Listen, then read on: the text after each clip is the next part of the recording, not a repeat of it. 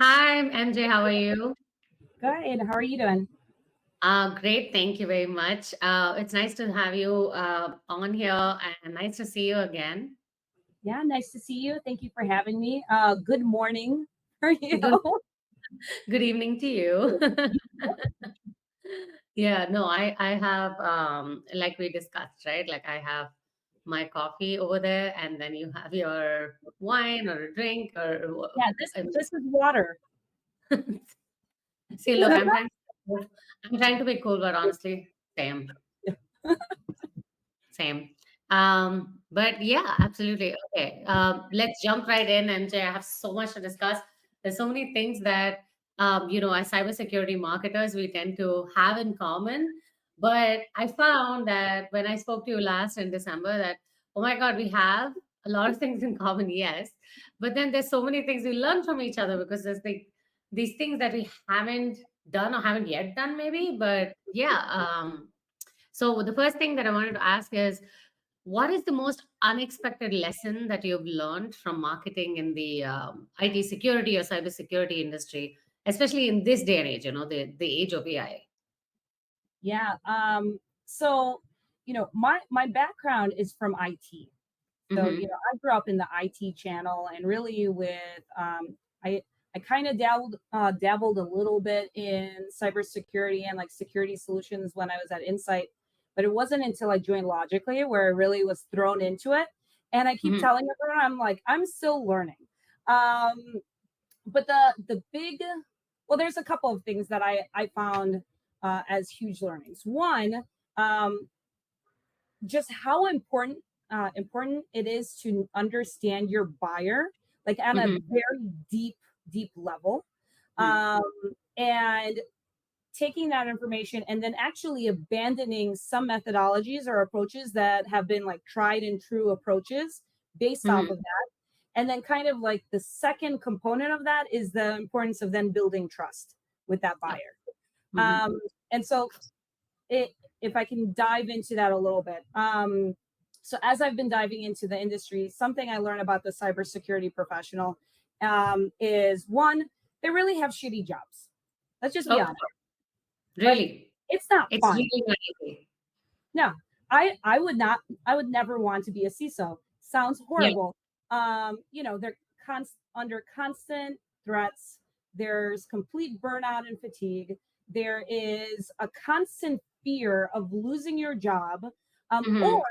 impacting, their customers or impacting their employees. I was talking to one of our customers, and he's the IT director of a university, and he's like, the worst fear that I have is that one day I will find out we were breached and I impacted the lives of all of our students.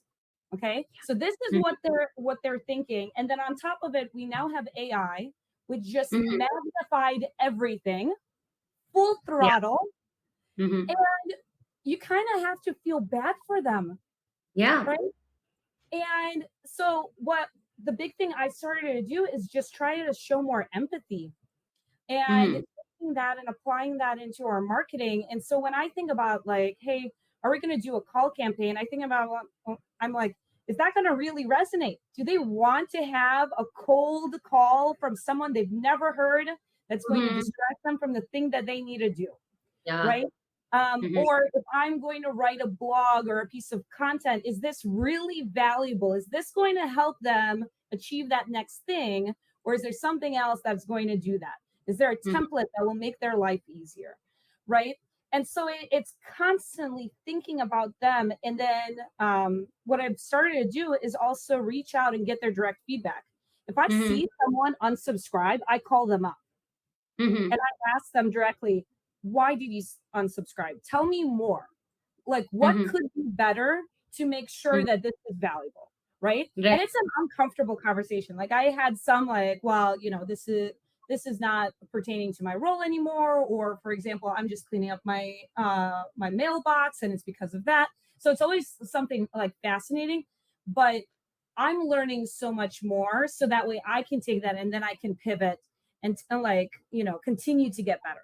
Right. Because at the Yeah. end of the day, it's how am I creating the value for them. So I would say that's kind of the big learning is in this space, you really need to understand them and then show some empathy. Yeah, no, I completely understand. There's this CISO I was having dinner with last, Black Hat, I think, Mhm. and I mean, I can't say who it is, but this man was like, the role of CISO was invented so that CEOs will have someone's head on the chopping block when shit goes down. Just someone has to have it. That's literally my role. I felt so bad for the man, I mean, the stress he probably lives with. And then to your other point about, the calling up people who might have unsubscribed, I kind of get that too. I mean, customer obsession begins with, well, obsession. I mean, we have to have some amount of, data points if there are reasons that they've unsubscribed. And also, I think sometimes as marketers we forget that it's also our job to bring that full circle, right? The success stories or the user stories, as they may be, they still have to, even the ones that fail, I would say especially the ones that fail, we have to know why. And I mean, without that, I mean, what can we even do? Yeah, no, I get that. But if you had, like, say, a magic wand, right, to solve one common frustration that marketers face in the cybersecurity realm, can you think of one? What would it be? What would it? Why would it be that one? Okay, well, I this is a little bit self-serving, um, but it would be nice to have like just a lexicon where we're Hmm. all in agreement of all of the terms and what Hmm. they are actually. And then on top of it, add like a value mapping exercise, you know? So it's not just like Hmm. definition. It's like, okay, then why does this matter? Um, Hmm. and we all agree, like where all of us are in a room, I don't know, it has to be a really big room, but we're all in a room and we're like, yep, that's we're all using the same nomenclature. I think that would Yes. be fabulous. Yes, if you hear that SAS, DAST, BAST, whatever, I mean, they're running out of the effing alphabet here. I get it. I I mean, There's like new ones every year. I I've been part of this organization now for 14 months and Mhm. over a decade in the IT space. And I'm like, I finally felt like I had IT under control. And then I go into cyber. I'm like, well, here's all of the acronyms. Let me learn everything. So yeah. Yeah, no, and there's a new one all the time. And now you're going to see a bunch of new ones that begin with AI dust and all of that. I'm sure it's just around the corner. So it's like stuff that's intermingling with AI or ML. And then, so that's another couple of letters you can add up there. But yeah. I kind of get that. Is there something specific to like marketing in cybersecurity that you've seen everybody get frustrated with that you could like make it go away for everyone other than, obviously the acronyms are a big deal. I think we built out a glossary of terms at one point which became outdated in like what, 30 In like days. 2 seconds. Yeah. Um, I think it's that value mapping piece. I think there's still a huge disconnect between what is the service or what is the solution and then what is that value for the customer. Um, Mm-hmm. and I mean, even when I work with our team and they're talking about the types of vendors that we support or the services that we do, they're very technical, and it's Mm-hmm. bridging that technical description to, well, what's that value for the consumer. So that would just be amazing if that bridging was completed. Yep, absolutely. Yeah, no, I get that. How do we feel about MQLs? MQLs. I mean, I think it's an outdated thing. Um, so I'm a huge believer of sales and marketing being 100% aligned. Mm. Um, my CRO, I mean, I tell him he's my bestie, Mhm, and he says we're Siamese twins that were separated at birth. Uh, mhm. but really it's the combination of both of us being fully aligned across the entire life cycle. So both Wow. of us care about pipeline, both of us care about revenue, but like, and we're looking at it from a very different perspective, but Yeah. it's all super intertwined. So when you're looking at MQLs, I mean, I think it's a very outdated perspective if that's all you're considering and you're not looking at all of the different components of how are you supporting the life cycle of the buyer into a customer. Yeah. Um, Casey Barnett is starting a petition for no new acronyms. So we will sign that. Okay, so MJ, I wanted to ask you. So you love science fiction, right? Am I allowed to say sci-fi, or is that not something that I'm allowed to do, or do only like science fiction fans get to say sci-fi? Is it one of those things? So I was told that that's not like okay.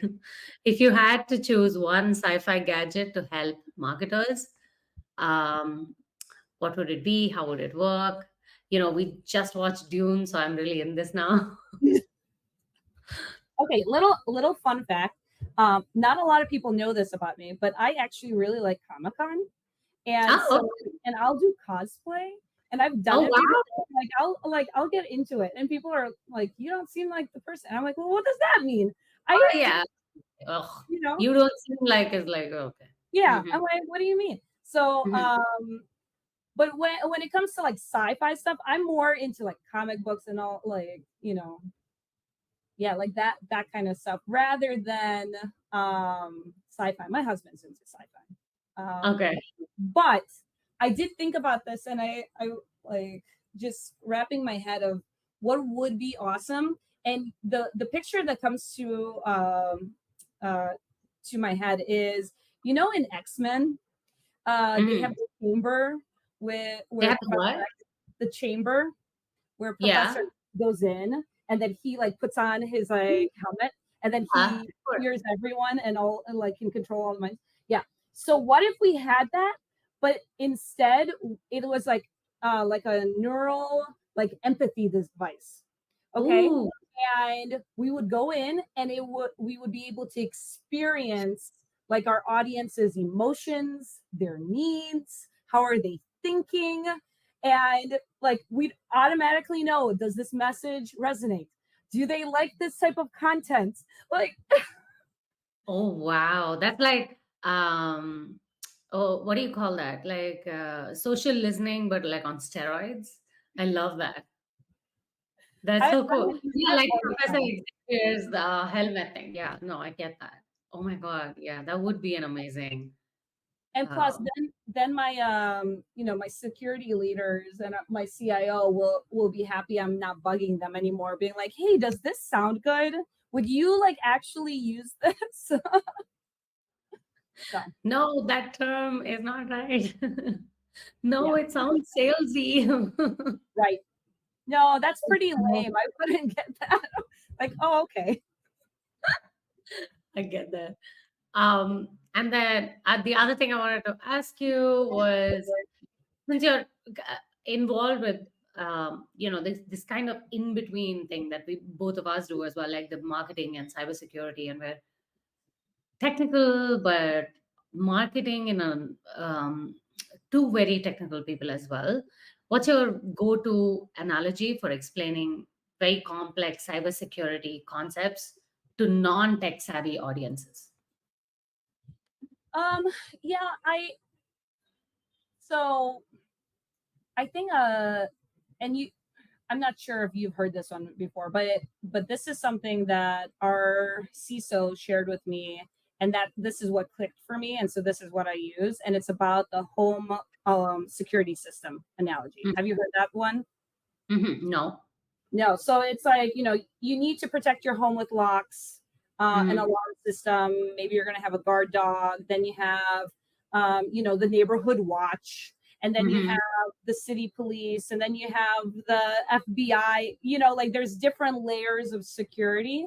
And it's really nice to then translate that to your security solutions, right? Right.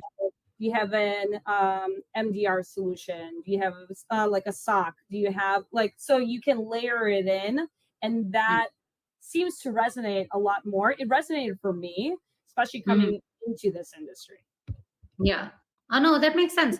Um, Although I do feel like if we go too far down the track, which I kind of did a little bit with my dad, and now he thinks I sell locks. So, I mean, I mean, we've been over it and over it. So now I'm just like, yeah, okay, dad. So yesterday when I was trying to sell a lock, and I start, like stories that way now. But yeah, no, I Like, kind of you get know what to you're let saying. it go. Yeah, when we're looking at non-tech savvy, I think the other question, the opposite question would become what we do on a daily basis, though, which is um, selling tech to tech, but not being very technical ourselves becomes one of those things that, like, where and I don't know of too many industries that have this problem in the sense that where marketers are so far removed in a lot of ways from what it is that they're marketing. They're not in the trenches as much. They're not learning constantly as the rest of the team is anyway. And I know that SEs and marketing folk always have trouble with that. Plus, this is that kind of industry, right? It's breakneck. It's like constantly changing, and yeah, I mean, I think they can barely keep their heads above water, let alone the rest of us. So yeah, I've had this issue with a lot of people. Mimi had actually mentioned, let's talk about as the way she would break it down is, grab your nearest child and try to explain it to them, and did they get it? Were you able to break it down? And that's the words that you use. And she literally tells her technical staff to do that, so that way they can learn to speak to non tech savvy people. That makes a lot of sense to me. And then I also loved what Catherine said in an interview a couple of weeks ago, where she was always talking about, like, there are very few things that people ever want to buy or learn from or do. You're only connecting to them on an emotional level or a financial level, or it's really not very. There are only four things that anybody ever wants. So yeah, I mean, I love how we can kind of break that down. But yeah, in this industry, it is complex. That is there. What have I you found? Sorry. Yeah, I just wanted to add like something that I personally like to do is real I do like to get hands on. Mm-hmm. So, and I know it is hard with cybersecurity. There's only so much. But for example, in our organization, we have a SOC, right? Mm-hmm. And so I can get with those individuals and really learn about what are they doing, and then going into all of the details, and then I Mm-hmm. just ask a ton of questions, Mm-hmm. and just so that way I better understand. And I've used that approach with learning the IT space. I remember, visiting an IT asset disposition center, and I geeked out at how they were destroying hardware. And I was like, oh Right. my God, I think this is so fascinating, like actually seeing that and then the impact and just getting into it. So um, it's when you hear these stories, like I'll take a side note. So for example, our SOC is based off of AI and machine learning. Okay. And one of the ways they described it was the fact that we can correlate billions of data points all at the Mm-hmm. same time to understand if there's an actual threat, and it will reduce the number of alerts, so that way the team only focuses on the ones where there's anomalies, and Right. it saves a ton of time, right? Well, the way I pictured in my head was, you have a detective, like, a police detective that has a murder scene, right? With all Yeah. of the red tape, and they have Yeah. all of the, Yeah.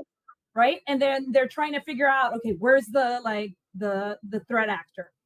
Yeah. But Mm-hmm. then you have like billions of those scenarios, and they're all in this whirlwind. And like, this is what's in my head of like how I understand it. Yeah. No, Um, that's absolutely right. Yeah. So yeah, that's exactly, yeah, that makes sense. I'm wondering what I thought of, I I think one of the first things that I had loved about the industry was especially when I started reading user stories and abuser stories. And I thought those were so interesting. I was like, how could you like think that that would happen? And then I started applying that like literally everywhere, like non cybersecurity related even. It's just like, oh, how can this go right and how can this go wrong? How is it meant to be used and how is it going to be abused? Mhm. It's so nice. Yeah, no, I love that method altogether. And the what do you have something that you feel like is a big missed opportunity for cybersecurity that should have happened but never did?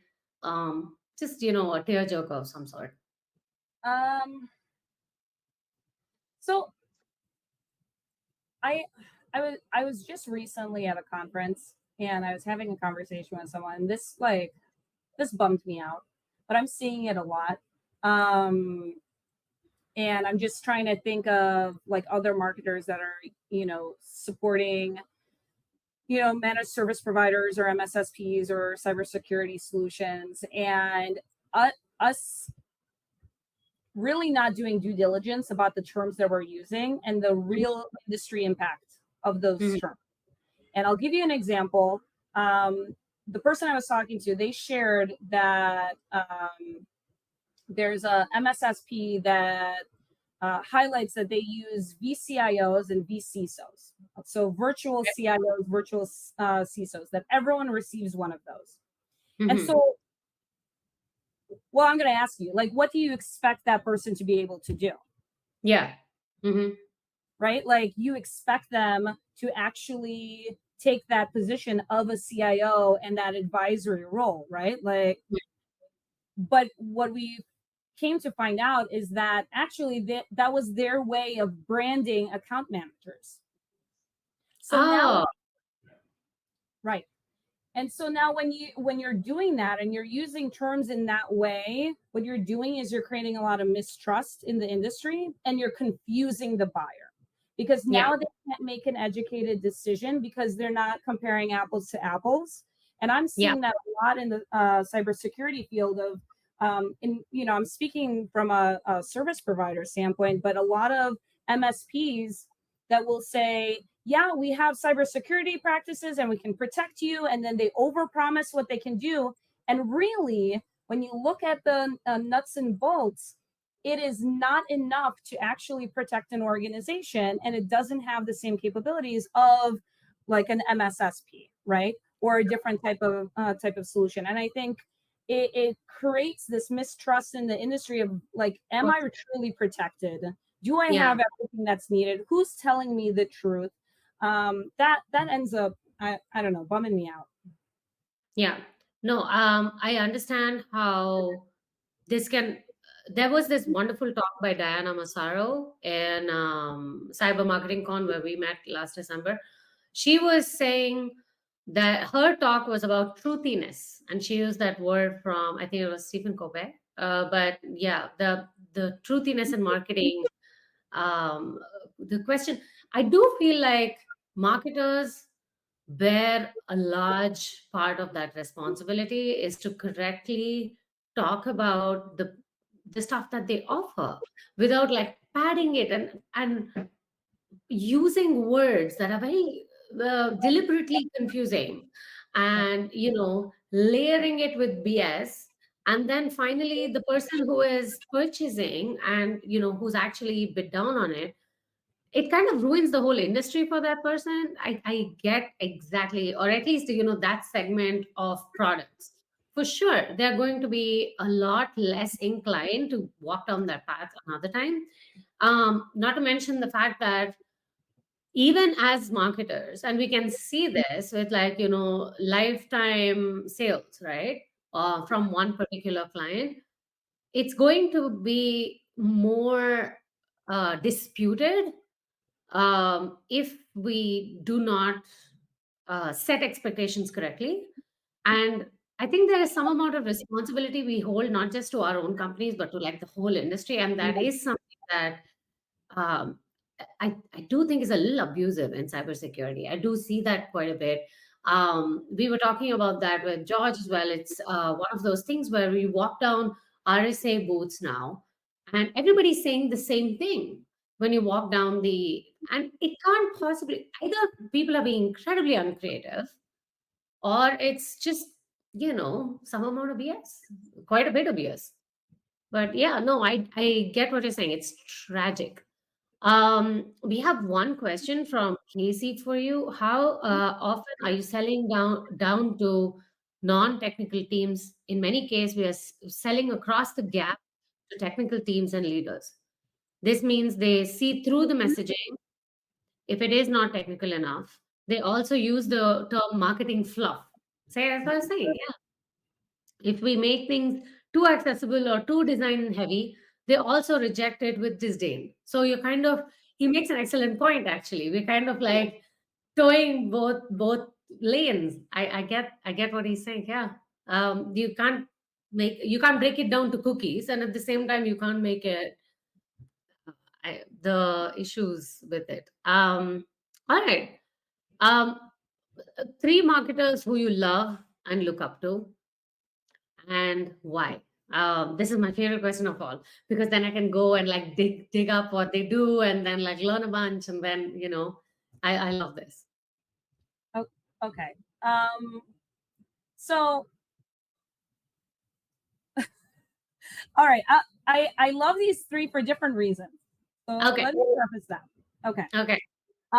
So there's someone that I'm connected with, Dale Harrison. You know, Hmm. No, but I will now. yeah. So all right. So he comes from the biotech industry, but Okay. Oh, he, okay. he posts on marketing effectiveness. Okay. And he shows the frameworks and the mathematics and the differences between effectiveness and efficiency. And it's just like I totally geek out whenever I read his posts and his content. And I don't know if you're a math person, Okay. um, or if you love I'm data, not which I here. know you do. Um, totally check out his content. It is fascinating. And I'm like, oh my gosh, you just eloquently explained everything that I've been observing. It is Right. amazing. And then I try to take screenshots and send it to the rest of the executive leadership team. I'm like, see guys, here's the math. That's what I was trying to say. Yeah, yeah, yeah.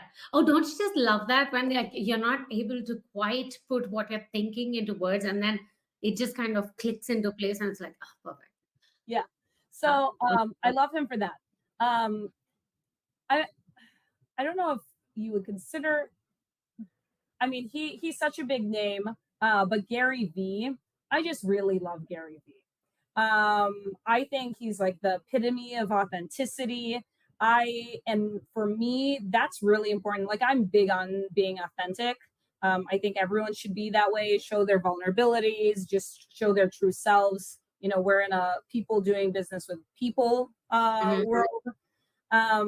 And so I enjoy the content that he promotes as well and how he looks at it.